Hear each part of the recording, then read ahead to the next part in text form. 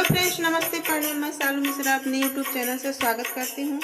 तो आज मैं आप लोग को सुनाऊंगी, ये बहुत सुंदर है तुलसी विवाह गीत। आप लोग सुनिए और अपना आशीर्वाद देना। तो आइए सुनाती हूँ। अंगने में तुलसी के पेड़वा तारो को मिनला गावेली रो को मिनला गावेली हो।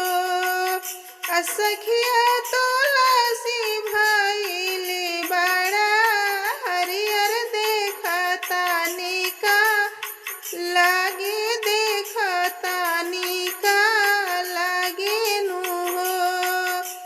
सखिया तुलसी भाईले बाड़ा हरियर देखता निका लागे देखता निका लागे नु हो। होता सवेरे उठी रुक्मिणीता तुलसी जाला देवे नु हो। रुक्मिणी साझावा के बारेली दियरवा तभो गावाला गावे तभो गावाला गावे नु हो। रुक्मिणी साझावा के बारेली दियनवा तभो गावाला गावे तभो गावाला गावे नु हो। एक मास बीती गए, दुई मास आवरुति सरे मास हो। सखिया आई गईले कार्तिक महीनवा एकादशी के दिनवा एकादशी के रतिया नु हो। कान्हा जी तुलसी बियाहवा आधी रतिया बियाहवा आधी रतिया नु हो। सखिया होते सवेरे रुक्मिण देखे तुलसी मांगा सिंदूर तुलसी मांगे सिंदूरे हो। रुक्मिण सुना हो तुलसी बहिनी सुना हो तुलसी बहिनी नु हो। रुक्मिण पूछली तुलसी सुना हो तुलसी बहिनी नु हो।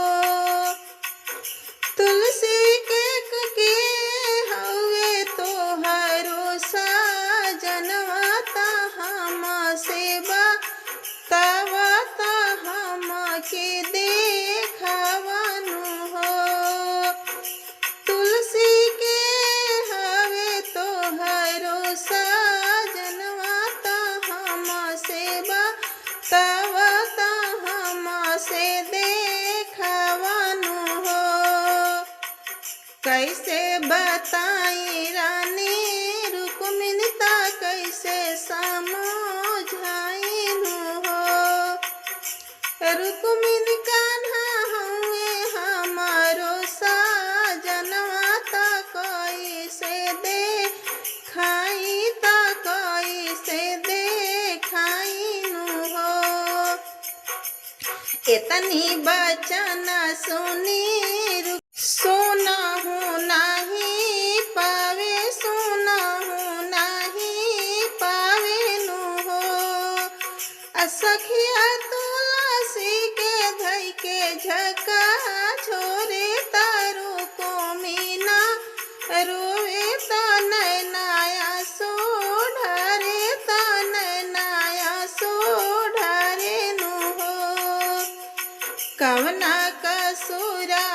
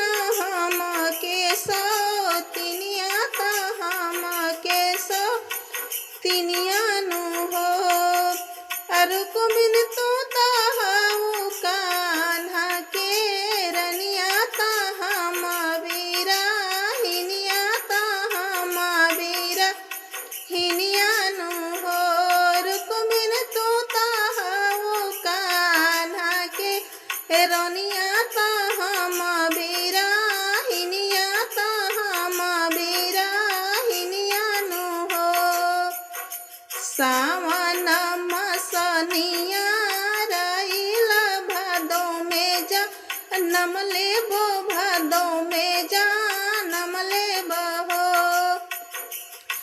रुक्मिन कुआर में भाईनी से अनिता कार्तिक मोरबी यह भैले कार्तिक मोरबी यह भैले हो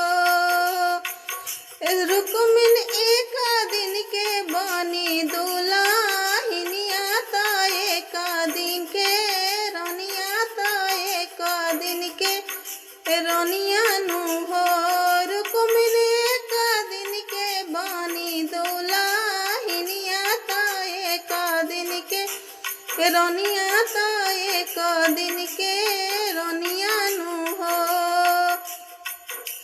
माघ महीना जब अइले पता झरी जइहे पता झरी जइहे त जड़ से वो खड़ जाइब जड़ से वो खड़ जाइब हो इतनी बचन सुनी रुक्मिन ता तुलसी समझावे ता तुलसी झवेली हो बहिनी जब तो हो जड़ से वो खड़बूता तो हर मालावा बा नाइब तो मालावा बा नाइब कान्हा के पाही नाइब कान्हा के पाही नाइब हो तुलसी तोहरे पते भोगा वाला गायब कान्हा के हम खियाइबो कान्हा के भोगलो लागइबो नु हो